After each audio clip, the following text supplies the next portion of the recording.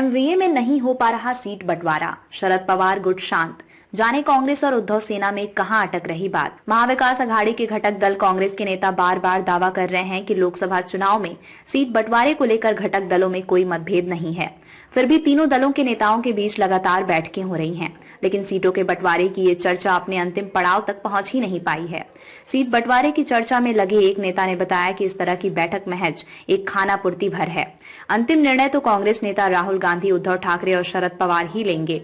लोकसभा चुनाव की घोषणा मार्च के पहले या फिर दूसरे सप्ताह में की जा सकती है, लेकिन अब तक महाविकास अघाड़ी के बीच चर्चा ही चल रही है। कुछ सीटों पर उद्धव सेना कांग्रेस की मांग से सहमत नहीं है, तो वहीं कांग्रेस भी उद्धव सेना की मांग पर राजी नहीं है।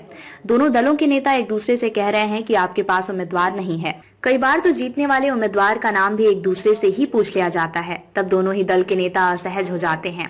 शरद पवार की पार्टी इन दोनों दलों में जारी चर्चा का आनंद ले रही है। जहां कांग्रेस ने मुंबई की उत्तर पश्चिम सीट उद्धव सेना से मांगी है, तो उद्धव सेना ने इनकार करते हुए कहा कि वो सीट कांग्रेस को नहीं दे सकते।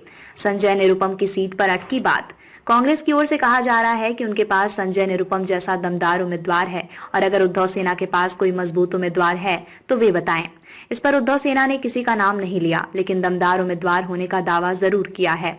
कहां फंस रहा पेच। शरद पवार की पार्टी के एक नेता ने बताया कि सच्चाई तो ये है कि लोकसभा चुनाव लड़ने के लिए दमदार उम्मीदवार तीनों दलों में महज चंद ही हैं। सवाल ये है कि कौन पैसा खर्च करेगा। बीजेपी के पास पैसा और संगठन दोनों हैं, जबकि उद्धव सेना और शरद पवार की एनसीपी बंट गई है।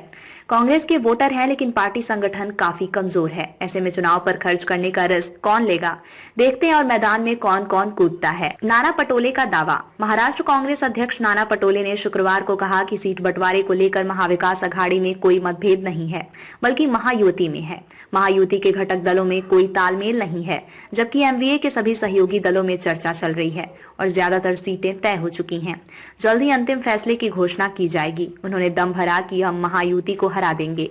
252 विधानसभा क्षेत्रों में पर्यवेक्षक नियुक्त। महाराष्ट्र कांग्रेस प्रभारी रमेश चेन्नीथला की मंजूरी से प्रदेश अध्यक्ष नाना पटोले ने राज्य में विधानसभा क्षेत्रों के लिए पर्यवेक्षक की नियुक्ति की है। महाराष्ट्र प्रदेश कांग्रेस कमेटी के उपाध्यक्ष नाना गावंडे ने बताया कि पार्टी ने राज्य की 252 विधानसभा सीटों पर पर्यवेक्षक नियुक्त किए हैं।